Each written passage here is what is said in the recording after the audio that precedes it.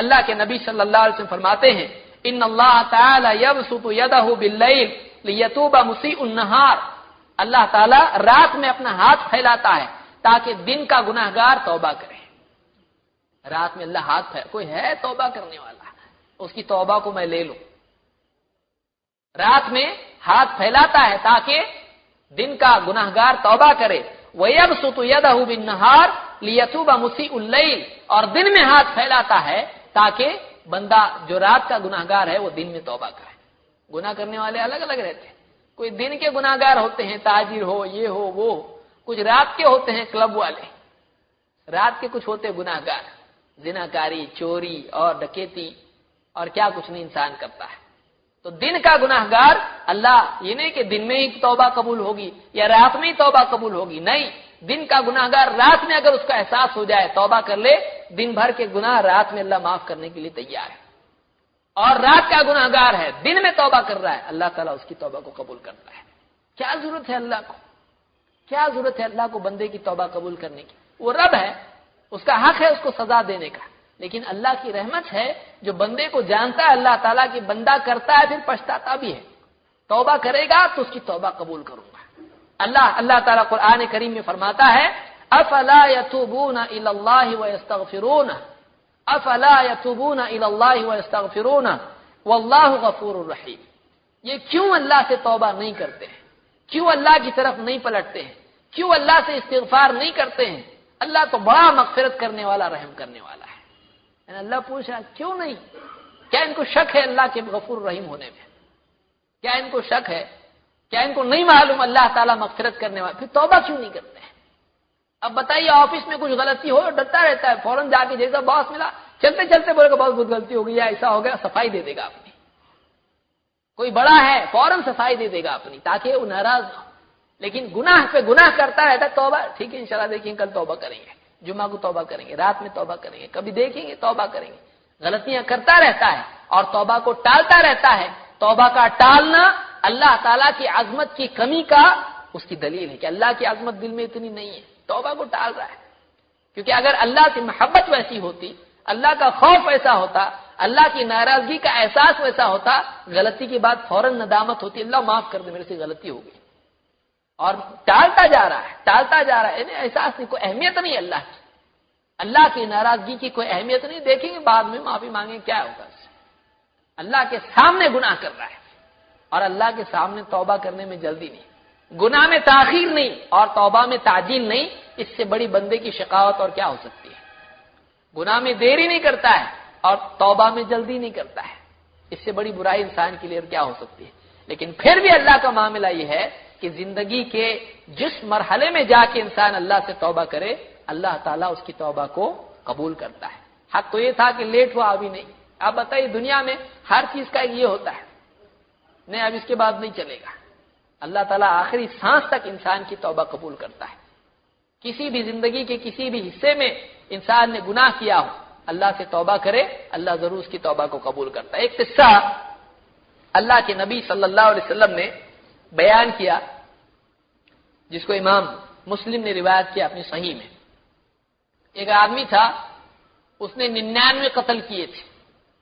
کیسا ڈینجر ہوگا، 99 مرڈرز، کون سا قلم لگے گا اس کے اوپر؟ اتنے قتل اس نے کیے تھے، 99۔ اس کے بعد اس کو احساس ہوا میں جو کر رہا ہوں غلط کر رہا۔ کسی سے اس نے پوچھا کہ حل لی من توبہ، میرے لیے توبہ سب سے بڑا عالم کون ہے، کون زیادہ جانکار ہے، ذرا بتاؤ میرے کو، اس کے پاس جانا ہے اور مجھ کو میرا معاملہ حل کرنا ہے، کیا کرنا کیا نہیں کرنا، اس کا سولوشن کیا ہے۔ اس کو کسی نے مس انفارمیشن دے دیا، اس کو ایک راہب کے پاس، عابد کے پاس بھیج دیا۔ وہ گیا، کہنے لگا میرے لیے کوئی توبہ ہے، حل لی من توبہ، میرے لیے کوئی توبہ کا راستہ ہے؟ اس نے کہا تیری کوئی توبہ نہیں ہے۔ اس کو آیا غصہ، اس نے اس کو بھی 2 ڈیجٹ کا بھی کتنے ڈیجٹ ہو گئے؟ 3 ڈیجٹ، 100 قتل کر دیا، 100 کا عدد پورا کیا۔ اللہ کے رسول صلی اللہ علیہ وسلم فرماتے ہیں کہ فکمل بہ 100 کا ٹوٹل پورا کر دیا اس نے۔ لیکن پھر بھی اس کے اندر طلب دیکھیے، انسان کو احساس جب ہوتا ہے تو پھر اس کو بیٹھنے نہیں دیتا ہے۔ گناہ کی حد ندامت پر ہوتی ہے، اس کو یاد رکھیے۔ گناہ جو ہے ایک جو ہے یعنی سیرابی کے بعد ندامت کا دور شروع ہوتا ہے. گناہ سے جب دل بھر جاتا ہے تو دل کے اندر خلا پیدا ہو جاتا ہے، خالی پن پیدا ہو جاتا ہے. لذت جب ختم ہو جاتی ہے تو پھر گناہ کی مشقت شروع ہو جاتی ہے. اب اس کو لگا میں غلط کر رہا کچھ تو پھر اس کے اندر احساس پیدا ہوا. پھر کہا کوئی ہے جو جانکار ہو مجھ کو جو صحیح گائیڈ کرے اس کے اندر. کسی نے ایک عالم کا ایڈریس اس کو دیا. عالم کے پاس آیا، کہنے لگا میری توبہ ہے کہ نہیں ہے؟ اس نے کہا تیرے اور تیری توبہ کے بیچ میں کون آ سکتا ہے؟ تیرے اور تیری توبہ کے بیچ میں کون آ سکتا ہے؟ تو جا فلانے علاقے میں جا، وہاں لوگ ہیں کچھ جو اللہ کی عبادت میں مشغول ہیں، تو ان کے ساتھ جا اللہ کی عبادت کر، ان کے پاس جا، ان کے ساتھ رہے، اللہ کی عبادت کرتا رہے. اس زمین کے اندر لوٹ کے مت آنا، یہ بری زمین ہے. بری زمین ہے یعنی یہاں کے لوگ برے، یہاں کا ماحول برا، یہاں مت رہ تو، وہاں جا تو، وہاں عبادت کرنے والے لوگ موجود ہیں. اب یہ نکلا توبہ کا سفر، جا رہا آدھا رستے میں پہنچا، موت آ گئی اس کو. برابر بیچ میں جب سفر ہے یہاں وہاں بیچ میں آ گیا، موت آ گئی اس کو. اب اللہ تعالیٰ فرشتوں کو بھی تعلیم دیتا ہے. رحمت کے فرشتے، عذاب کے فرشتے دونوں آئے. رحمت کے فرشتے کہنے لگے تو وہ توبہ کرنے کو جا رہا تھا، ہم لے کے جائیں گے اس کو. عذاب کے فرشتے کہنے لگے نہیں دیکھو ابھی تک وہ پہنچا نہیں جا رہا تھا. توبہ کے لیے جس علاقے میں جا رہا تھا ابھی بیچ میں ابھی پہنچا نہیں، گیا نہیں، جو ہونا تھا وہ کیا نہیں اس نے، ابھی تو بس نکلا ہے یہ رستے میں، ابھی اس کا کام ہوا نہیں ہے. اللہ تعالیٰ نے ایک تیسرا فرشتہ بھیجا ان کے بیچ میں، اگر جاؤ ان کے بیچ میں فیصلہ کر. انہوں نے اس کو جج بنایا، جو تم بولو گے وہ فیصلہ. اس نے کہا ایک کام کرو، یہاں سے لے کے ناپو جہاں سے آیا، یہاں سے لے کے ناپو جہاں جا رہا تھا، جس کے نزدیک رہیں گا اس کا پکڑو. بری زمین اچھی زمین، بری زمین اچھی زمین، گناہ کی زمین توبہ کی زمین. تو جہاں یہ جس کے قریب ہو جائے وہ لے کے جائیں. اگر جہاں سے آیا تھا اس کا فاصلہ قریب ہو جائے عذاب کے فرشتوں کے حوالے ہو جائے گا. جہاں جا رہا تھا اگر وہ قریب ہو جائے تو پھر رحمت کے فرشتے لے کے جائیں. انہوں نے ناپا اس کو. آخر وقت میں اللہ کے نبی صلی اللہ علیہ وسلم فرماتے جب وہ جا رہا تھا تو اس نے تھوڑا سا کروٹ لے لی تھی، ادھر چلا گیا تھا. فرشتوں نے جب ناپا تو جو زمین توبہ کی زمین تھی اس سے قریب نکلا. اس فرشتے نے کہا اب تم لے کے جاؤ اس کو.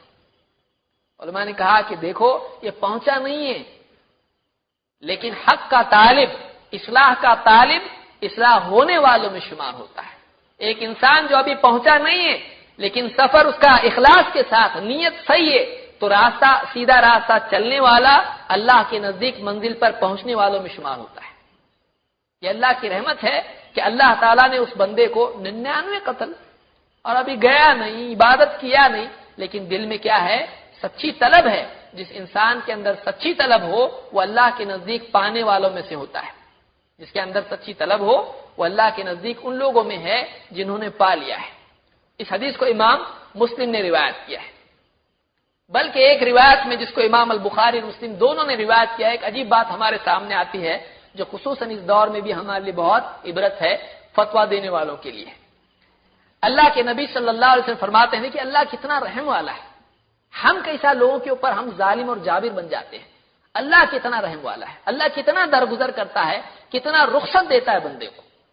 اللہ کے نبی صلی اللہ علیہ وسلم فرماتے ہیں اسرف رجل علی نفسه، ایک بندہ تھا اللہ کا پچھلی قوم میں بنی اسرائیل میں. اسرف رجل علی نفسه، اس نے اپنے اوپر بہت ظلم کیا تھا، یعنی اتنے گناہ کیے تھے کہ اللہ کی حدیں پار کر دی تھی. فلما حضره الموت اوصى بنيه، موت کا ٹائم جب اس کا آیا، آخری گھڑیاں، اپنی اولاد کو اس نے وصیت کی. کیا وصیت کی؟ نماز پڑھو، ذکر کرو؟ نہیں، وصیت دیکھیے کیا ہے. فقال اذا انا مت فاحرقوني ثم اسحقوني ثم اغروني في البحر، جب میں مر جاؤں تو مجھ کو جلانا، پھر میری راکھ بنانا اور اس کو سمندر پہ اڑا کے بکھیر دینا. میری راکھ بنانا، جلا کے اور اس کو بکھیر دینا. کیوں ایسا؟ فواللہ لئن قدر علی ربی لیعذبنی عذابا ما عذبہ احدا، اللہ کی قسم اگر میرا رب میرے اوپر قابو پا گیا تو ایسا عذاب دے گا میرے کو کسی کو نہیں دیا ہوں، اس لیے اتنا پاپی ہوں میں۔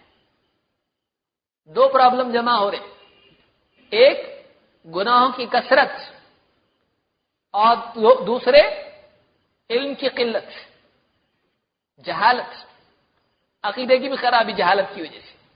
اس کا جملہ آپ دیکھیں، اللہ کی بخاری کی حدیث اور مسلم کی حدیث ذکر کر رہا ہوں آپ کے سامنے، بنا کے کچھ نہیں دے رہا آپ کو۔ اگر اللہ مجھ پر قدرت پا گیا، اللہ کی قسم کھا کے بول رہا ہے، غلط بات ہے۔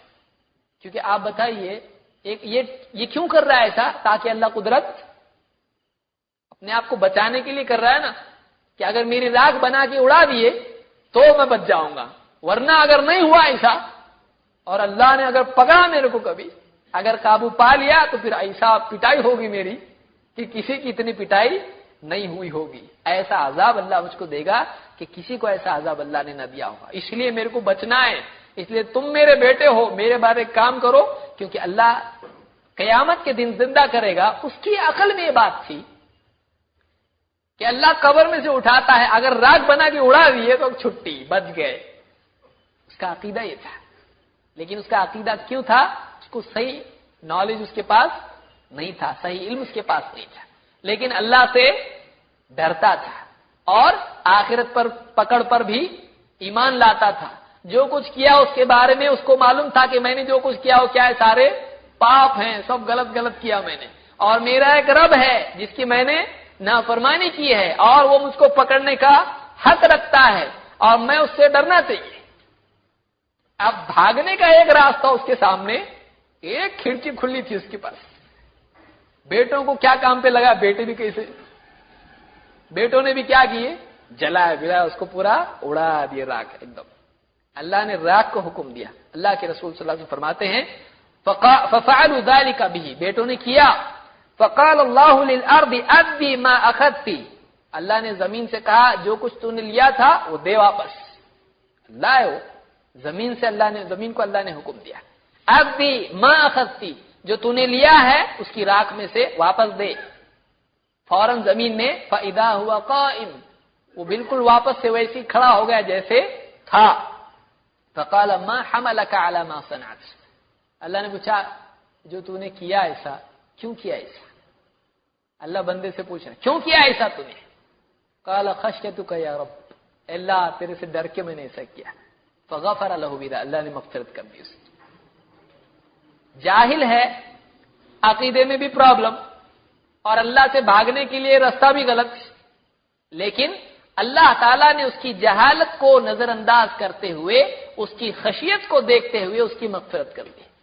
اسی لیے تقریباً سارے علماء، ابن تیمیہ، ابن عبد البر اور جتنے بھی علماء ہیں، انہوں نے کہا کہ اس حدیث سے معلوم ہوتا ہے کہ ایک آدمی اگر جاہل ہو لیکن اللہ سے ڈرتا ہو اور اس تک صحیح علم نہیں پہنچا ہو، اس کے عقیدے کی خرابی بھی اللہ معاف کر سکتا ہے۔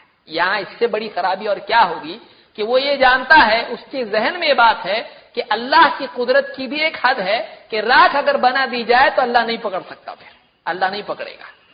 تو وہ آدمی اس عقیدے کی بنیاد پر ایسا غلط کام کر رہا ہے۔ آپ بتائیے اللہ اس کی بھی مغفرت اللہ نے کی ہے۔ اللہ کتنی بندوں کو چھوڑ دیتا ہے، اللہ سے زیادہ رحم والا کون؟ ہماری جگہ ہوں گا تو کیا بولیں گا، گیا کام سے، گیا کام سے، اس کا عقیدہ خراب تھا، اس کی جنازے کی نماز بھی نہیں ہوتی۔ ہم لوگ اپنے آپ کو بہت رحم والا سمجھتے، ہم سے زیادہ ظالم کون ہے؟ اللہ تعالیٰ رحم والا ہے۔ اللہ تعالیٰ لوگوں کے احوال اور ان کے مسائل کو، ان کے حالات کو، ان کی کیفیات کو، ان کے دل کو جانتا ہے۔ یہ تو اچھا ہے کہ اللہ تعالیٰ نے فیصلہ اپنے پاس رکھا ہے، ورنہ اگر انسان کے ہاتھ میں اللہ دے دیتا تو کیا ہو؟ دنیا کا ہی دیکھو آپ، ایک گلی کا اگر دے دو کسی کے ہاتھ میں، کیا حال ہو جاتا اس گلی کا۔ انسان کے ہاتھ میں اگر کچھ فیصلے کا اختیار آ جائے، انسان ظلم کرنے والا بن جاتا ہے۔ لیکن اللہ تعالیٰ ارحم الراحمین ہے، یہ اللہ کا احسان ہے کہ اللہ انسان کے ظاہر و باطن دونوں کو جانتا ہے، اس کے عمل کو اور اس کے پیچھے مسائل کو بھی جانتا ہے۔ وہی اجر دے گا، وہی اجر دے سکتا ہے، وہی اللہ اجر دے سکتا ہے، وہی سے فیصلہ کر سکتا ہے۔ تو یہ جو ہے حدیث بتاتی ہے کہ اللہ تعالیٰ اتنا رحم والا ہے کہ اللہ تعالیٰ انسان کی جہالت کی بنیاد پر بعض اوقات اس کی بڑی بڑی غلطیوں کو بھی معاف کر دیتا ہے، اللہ اس کی پکڑ نہیں کرتا ہے۔ اللہ کے نبی صلی اللہ علیہ وسلم